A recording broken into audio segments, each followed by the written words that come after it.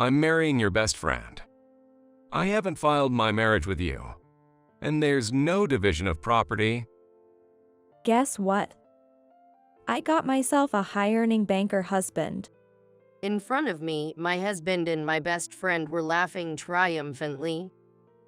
I was shocked to discover my husband was cheating, but even more so that it was with my best friend. He proposed to me only because I was selected as a housekeeper candidate. I sighed deeply and looked at them with pity. I guess they see me as a poor woman who just dumped me like a rag. You didn't know? What's that? I won't use sweet words like honey anymore. I decided to confront them with the truth. I'll make them understand that mocking others can bring major backlash. I'm Susan Anderson, 39 years old. 10 years ago, I met my banker husband, Dan, through a marriage agency, and he proposed to me. I was worried I wasn't his type, considering my plain looks. But Dan spoke kindly to me. I looked inside your heart and decided to marry you. Marry me. Moved by his words, I agreed to marry him. However, our marriage wasn't smooth sailing. Above all, Dan's mother didn't like me. She's so plain. She sighed during our first meeting. But Dan defended me. Don't say that about the person I chose to marry. So I tried my best to win over Dan's mother. Shortly before we started dating, Dan's father had passed away. Dan's mother complains, when Dan was depressed because his father was gone, she pushed him to marry her. Otherwise, he would have found a better girl. Seemingly unimpressed by my ordinary looks, she often spoke sarcastically. Watching TV, she'd say, "Such a cute girl. If only his father were still here. Oh well, Dan is just too kind, and that's why he was deceived." Yet, I kept ignoring her veiled insults. Dan was attentive and kind to me, and our marriage lasted for 10 years. One day, as Dan and I were shopping at an outlet mall, someone tapped me on the shoulder from behind. Hey, there. Susan, right? Long time no see. Hi, Kate. The woman waving in front of me was Kate, my best friend from middle school. Kate was always so lively and cute. We used to hang out a lot. However, her family moved away due to a job transfer, and we hadn't seen each other since. Feeling nostalgic, we went to a nearby cafe to catch up. Surprisingly, Kate still looked stunning, hardly near 40. She was working as an office worker. But it seems she hasn't been lucky in finding someone to marry. Marriage is all about compatibility, isn't it? I just haven't found the right person yet. Dan was staring at a smiling Kate as if he could bore holes through her. I had no idea Susan had such a beautiful friend like you, Kate. Thanks. What does your husband do? He's a banker. As soon as she heard the word banker, I thought I saw a sparkle in Kate's eyes. So, he's high earning, right? Susan, you've snagged yourself a great husband. I'd love to get closer. Of course. Why don't you come over for tea sometime? I'd love to catch up with you guys. It felt like the conversation was steering in that direction, but maybe Dan was just trying to be friendly with my best friend. When she came over for tea, it turned out that Dan and Kate liked the same video game. They were thrilled and started playing together. From that day on, Kate started coming over often. Under the guise of playing games, she would stay for hours. And both Dan and Kate seemed to exclude me. When I was in the same room, they would ask me to run errands like buying snacks or cleaning the bathroom. clearly trying to keep me away. Dan, you're so good at this game. I'm honored to be complimented by Kate. Kate seemed to be getting closer to Dan, and he was clearly smitten. My mother-in-law, who liked beautiful Kate, said, Oh my gosh, she's a beautiful girl, unlike Susan. she welcomed Kate warmly, and her treatment towards me became harsher. Since reuniting with Kate, I've felt increasingly alienated. Hey, aren't you getting a bit too close to Kate? It's nothing like that. Don't be jealous just because you're plain. Dan wouldn't listen to my concerns. Kate even started sending me messages. If you're too controlling, your husband won't like you. The more they enjoyed each other's company, the more tired I felt. Dan's behavior became increasingly odd. Recently, he bought a game that could be played online, probably encouraged by Kate, and played it every night after work. That in itself was fine, but his muttered complaints whenever he lost in the game. Stupid kids think they can mess with adults. Beginners shouldn't drag me down. Damn it. I hated hearing his rants. Even though they weren't directed at me, just hearing his negative outbursts was subtly stressful.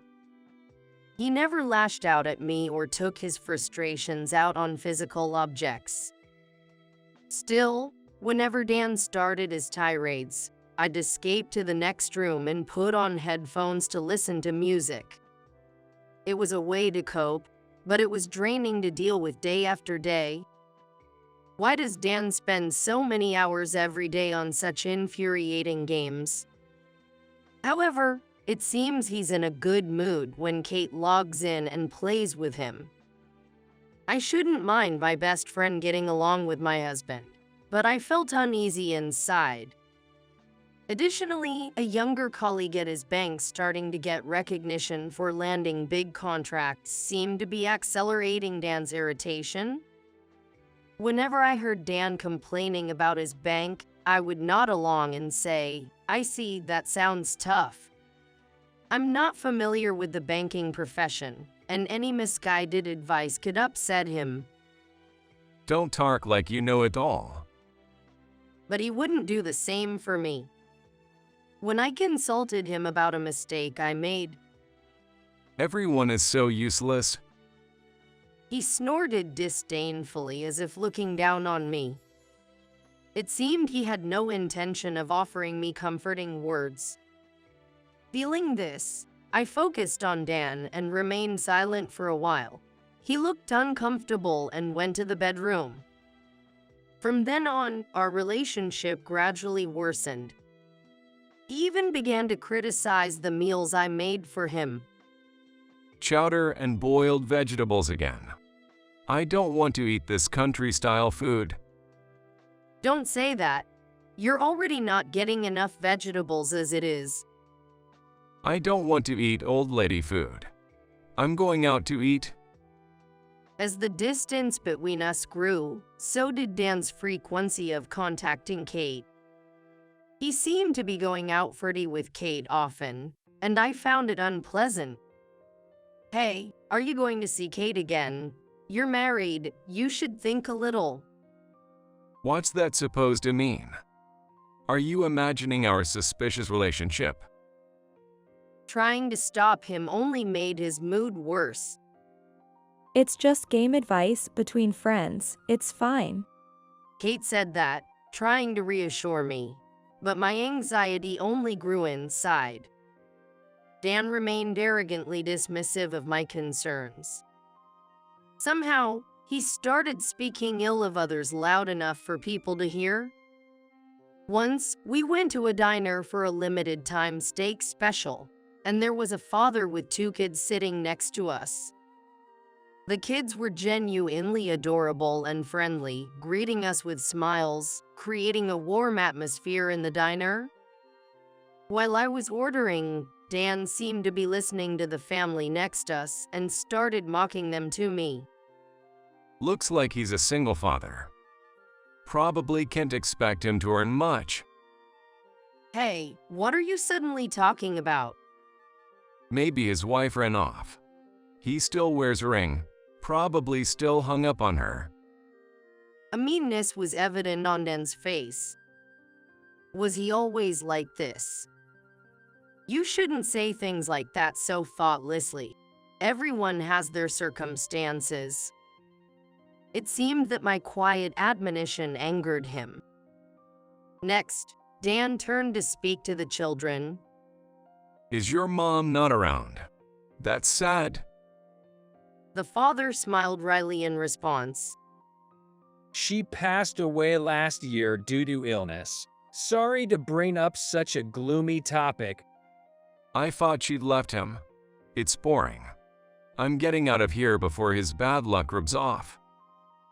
Normally, you'd apologize for leading the conversation in such a direction. I felt so embarrassed my face could have caught fire. How could he say such things? The wait staff had overheard the exchange, and I couldn't bear to stay any longer.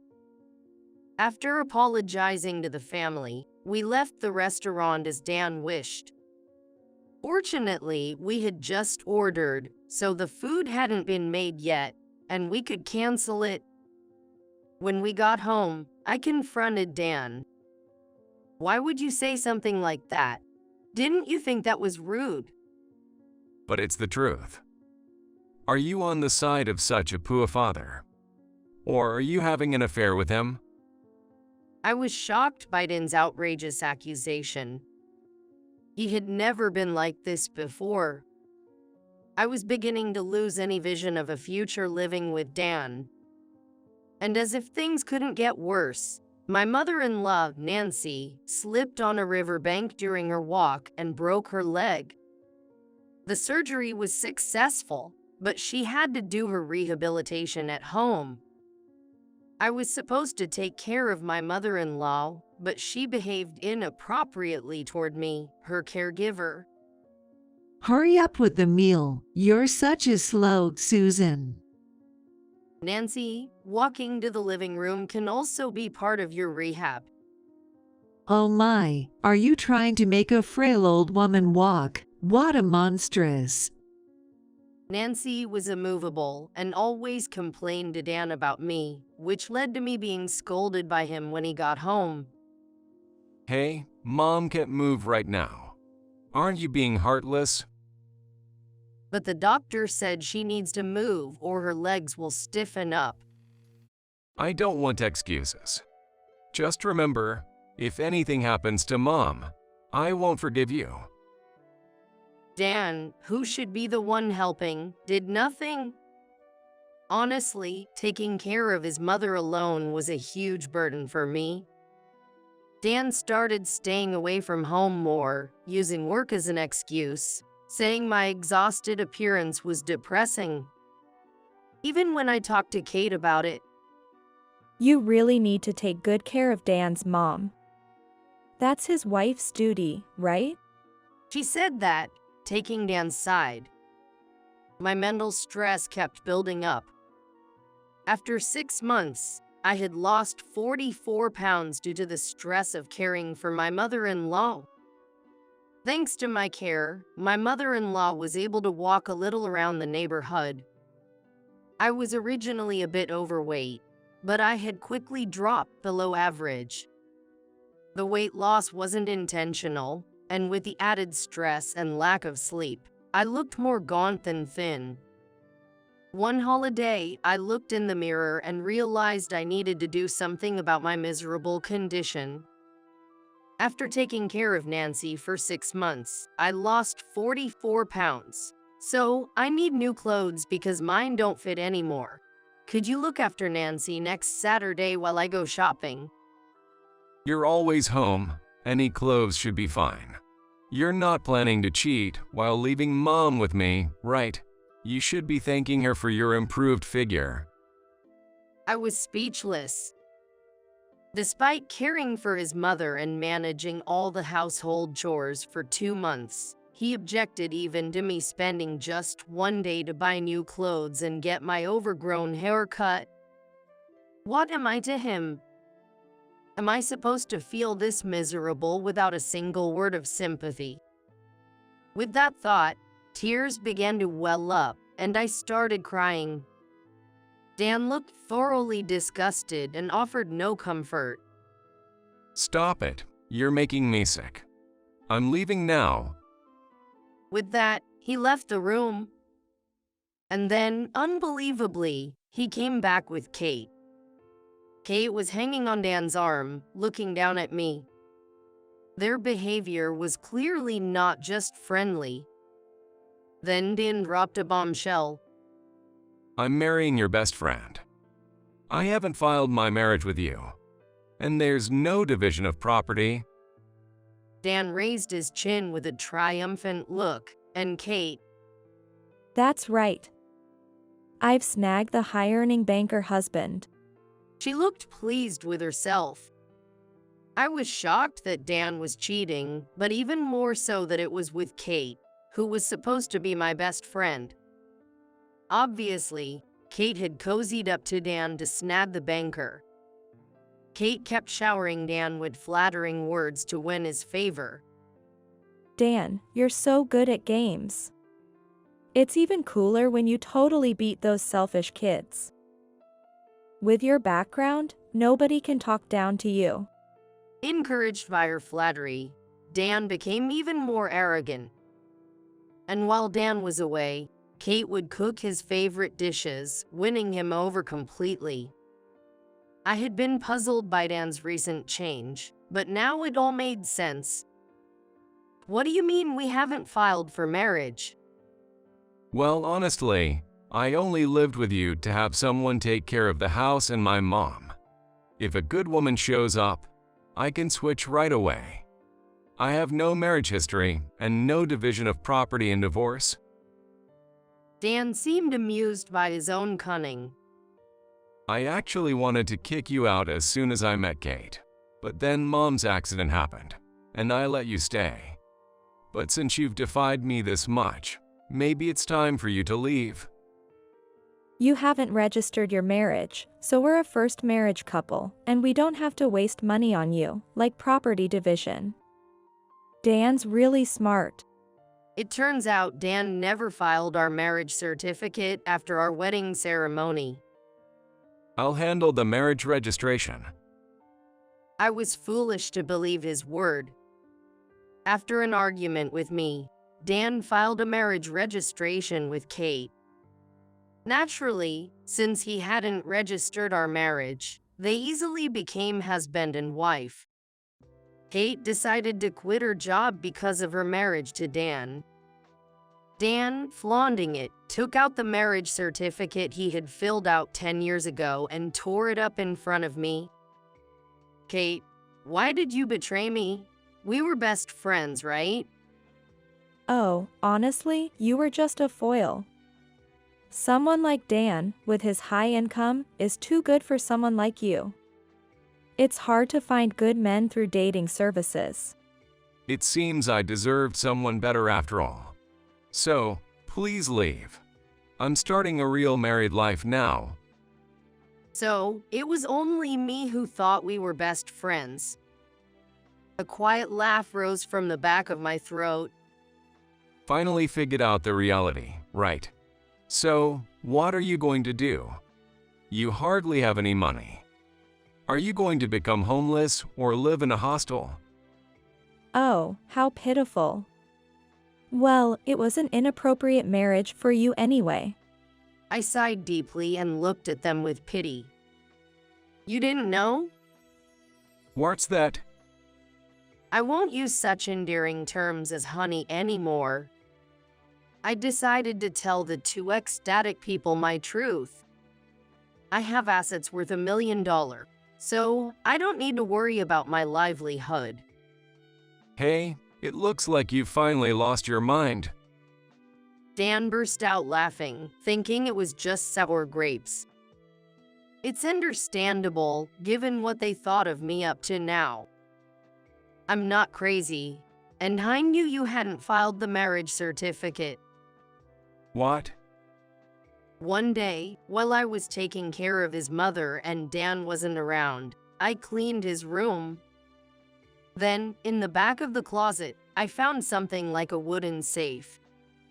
It was an old model, and during cleaning, the lid opened, and I saw what was inside. The contents were a marriage certificate application with names filled in. Why would something like this be here? Hadn't it been submitted? It couldn't just be forgotten if it was secured like this. My mind was in turmoil.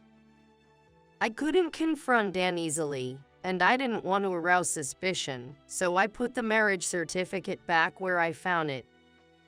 While I was figuring out Dan's intentions, I overheard him on a speakerphone call with his mother.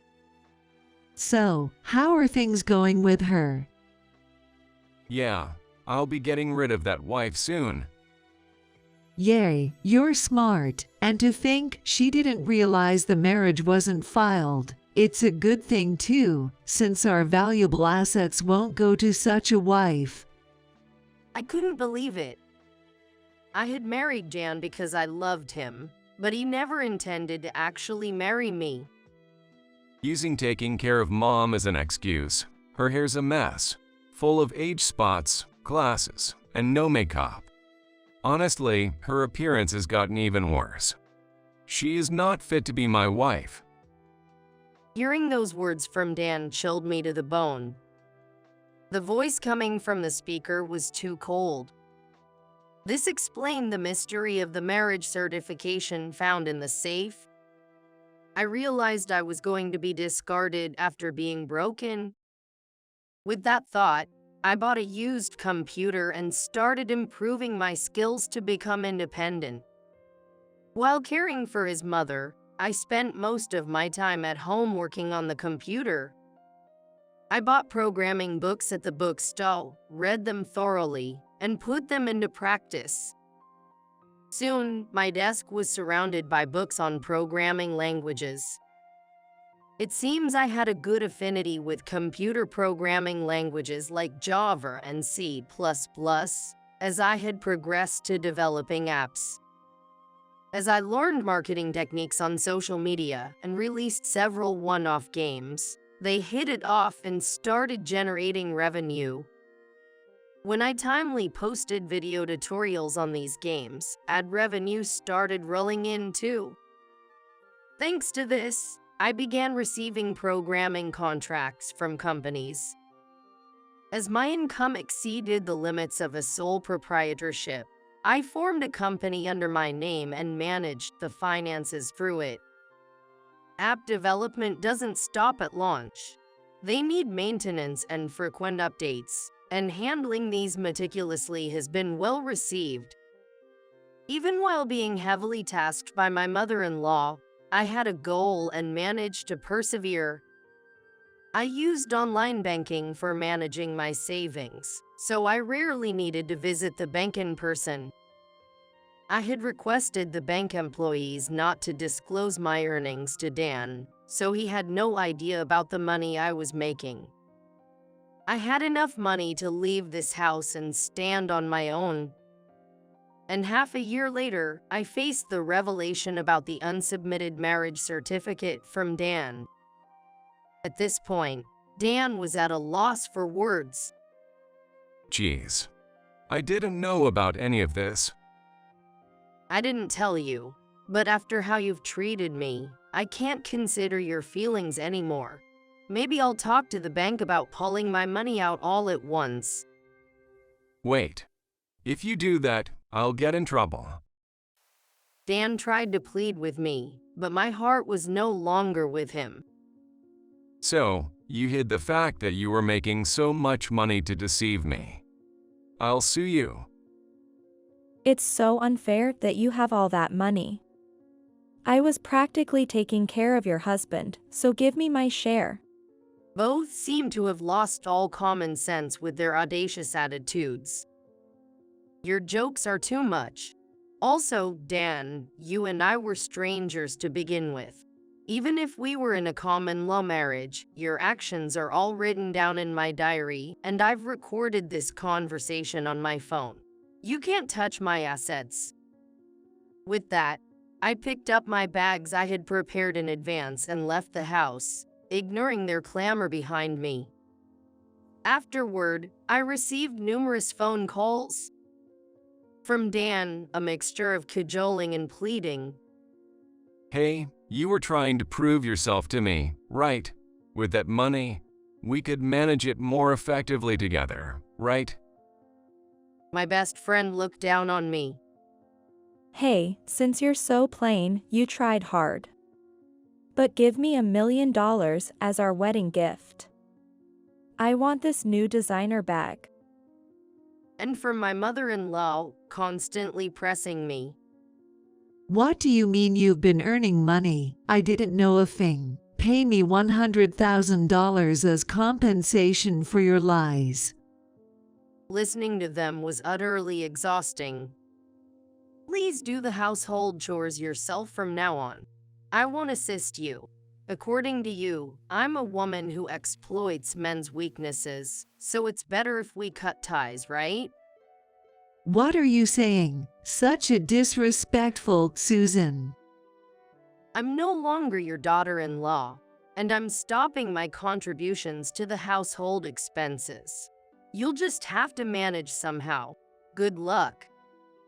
During the time I cared for his mother, there were many expenses, but Dan hardly contributed. Life's standard would likely drop significantly without me. I wonder if his mother could endure that. Moreover, her recovery was not yet complete.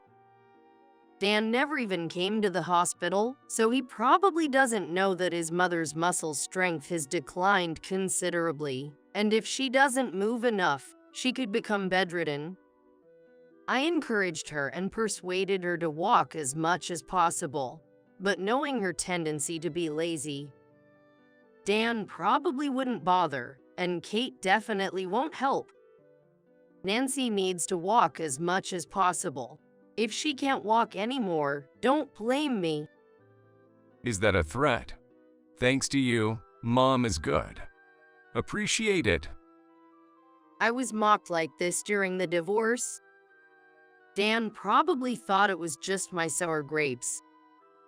I've given my warning. Now it's none of my business. Later, Dan tried his hand at investing but apparently failed. I found out because he told me he needed $7,000 by 3 p.m. today for a margin call, or things would get really bad, and he asked me for a loan. After I firmly refused, he kept sending messages and calling. Please, you have money, right? Help me out. That's what happens when you invest without proper knowledge. My money isn't there to cover your blunders.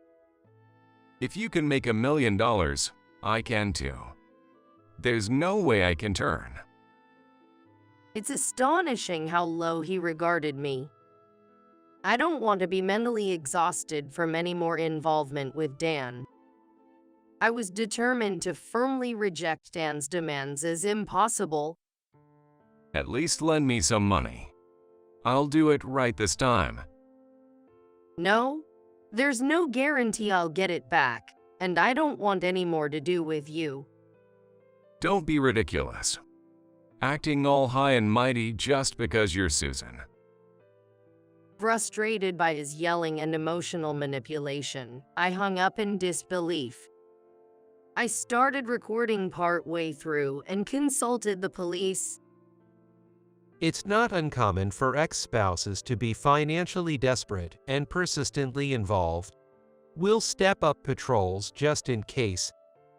He assured me of this, so I felt relieved for the time being. In terms of investments, not meeting a margin call leads to a forced liquidation. If the liquidation results in a deficit, it turns into debt.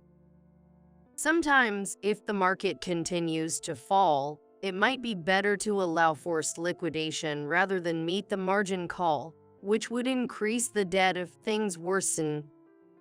If there's a chance the market will recover, it's better to meet the margin call, but Dan probably wouldn't understand that balance. If a forced liquidation isn't enough, it could turn into debt, though it might not. However, judging by his panic, I suspect he used money meant for essentials like living expenses. I also trade stocks with my savings, so I have some knowledge. Stock trading won't cause huge losses if you don't make strange purchases or sales. But attempting to make a quick fortune can turn into a gamble. Dan isn't the type to think long-term or see ahead. If I were still with him, I would have opposed and stopped him, but it's no longer my concern. A week later, considering cost reductions, I was thinking about buying a new car. However, when I logged into my online banking, it seemed like the balance was suspiciously low. Realizing something was clearly wrong, I headed to the bank. When I asked them to check my account at the counter, the staff rushed to the back. And soon, the branch manager appeared, looking flustered.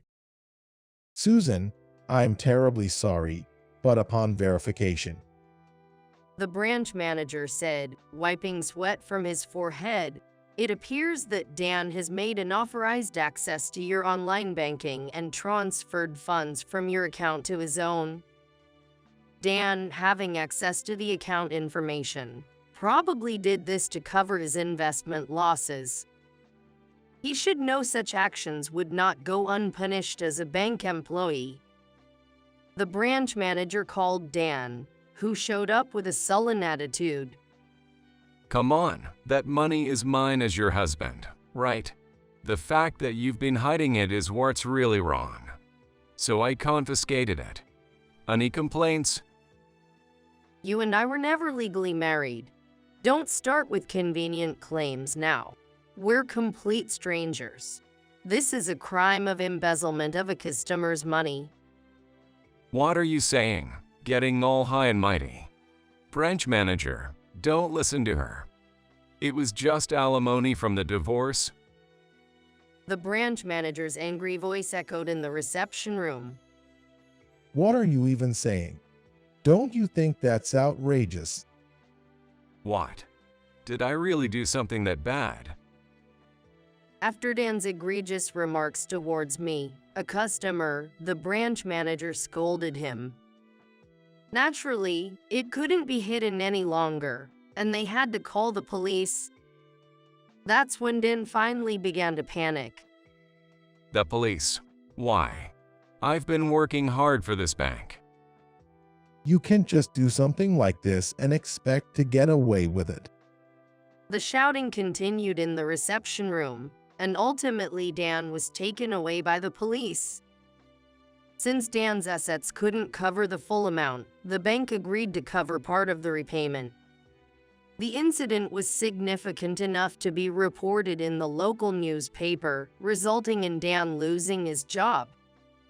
He had been respected in the neighborhood for his position as a banker, but now he was unable to stay at his home. With no money left, he moved to a cheap apartment while looking for a job. However, his name had been published in the newspaper, so any company that found the article turned him away. If you had just kept quiet, by now I'd be rich. My career is ruined because of you. I blocked his phone number, so now he sends endless resentful emails, which I ignore. Kate also keeps contacting me. You're just making pointless trouble. Thanks to you, being a banker's wife is over. You're just looking down on us because we have no money. I guess these peoples don't know the word deserved. Thankfully, the branch manager's sincere apology convinced me to continue banking with them. The fault lies with Dan, not the bank. I decided to forget about Dan and his group for a while and focus on my own work. I started investing the money I earned, and it appears to have gone well as it has now reached about $5 million. Work became too much for me to handle alone, so I began recruiting staff online. Soon, graduate students and skilled engineers started to join me.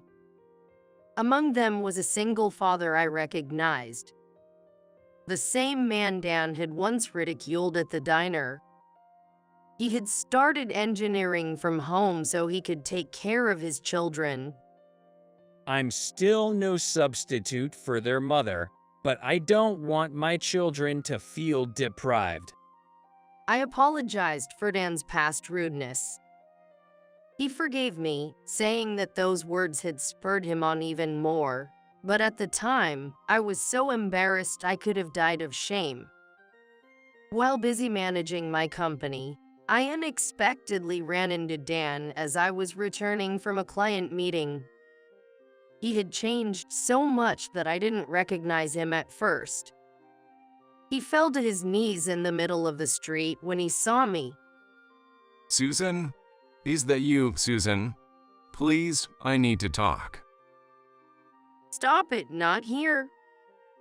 Given the public setting, I agreed to listen to him inside a cafe near a police station. As it turned out, he was after money and a possible reconciliation. It seems Dan is having trouble even at his newly secured job. He couldn't escape his addiction to online gaming, which had led to his abusive language seeping into the real world. Despite my warnings, it had become a bad habit he couldn't break. Additionally, his daily meals were a disaster. Kate, obsessed with natural and authentic foods, turned out to be a devout follower of olive oil. She could only make greasy dishes with olive oil and cheese. Until now, what she had prepared were merely attractively arranged store-bought deli items. As a result, Dan had become obese and was covered in pimples. I heard that he had bad pimples when he ate greasy food, so I made him a healthy diet mainly of vegetables. Such high-fat meals are tough on older people like his mother and can lead straight to lifestyle diseases even in the young. Dan had become decidedly unhealthy. Kate, meanwhile, had been splurging and dining out excessively. Money was tight despite their efforts, and olive oil was no longer affordable. Kate started substituting salad oil and sesame oil, adding vinegar for health, which only led to bizarre taste changes. Kate, who had planned to enjoy a lavish lifestyle, was now completely distressed. Disgusted with her increasingly overweight middle-aged husband, she had an affair, but it was discovered by the cheating partner's wife, who demanded alimony. The financial strain meant Kate's in-laws were now in debt. If you weren't gone, I could be enjoying a fun retirement by now. If only Susan had stayed, we'd be millionaires. Kate faced daily sarcasm from her mother-in-law, and their marital relationship deteriorated. Kate's former beauty was nowhere to be seen. Despite his mother's potential to become more mobile with rehabilitation, her laziness worsened her immobility. After all her malice, did she really think she could expect financial help from me? I can cook, and just looking at kids' food makes my stomach shrink. My mom can't move. I have no money, and it feels like I'm being torn apart. Help me? I do feel pity, but I can't forget being called a tasteless old lady when it came to my cooking. By the way, Kate's soup has a film of over 3 millimeters of oil on top of the soup, so the oil content seems pretty bad. No, I am neither a caregiver, a housekeeper, nor an ADM. Then hire me at your company and make me an executive. How shameless are you? I rejected Dan's pleading.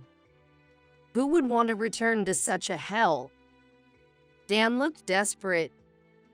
Sure, I cheated, but it was just once.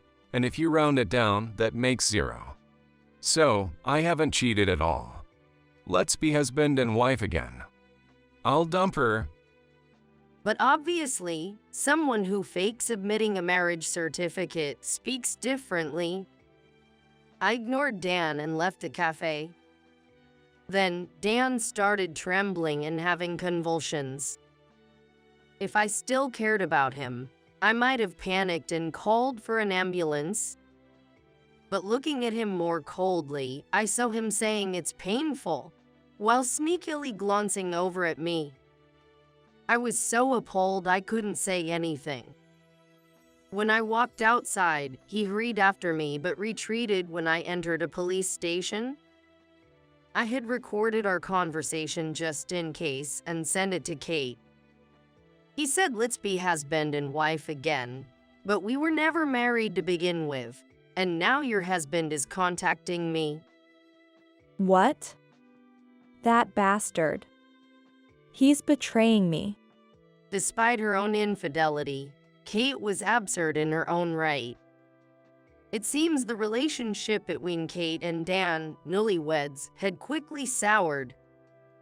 I hired new security staff and deleted Dan and Kate's contact information. Now, thanks to stocks and investments, my company is operating smoothly without financial difficulty. The single father at my company seems to be managing well with his salary, covering his children's tuition and living expenses.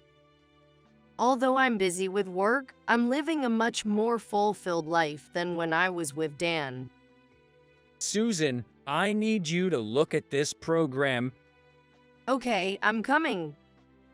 I put away the programming reference book that was worn out from overuse and headed to my employee's desk.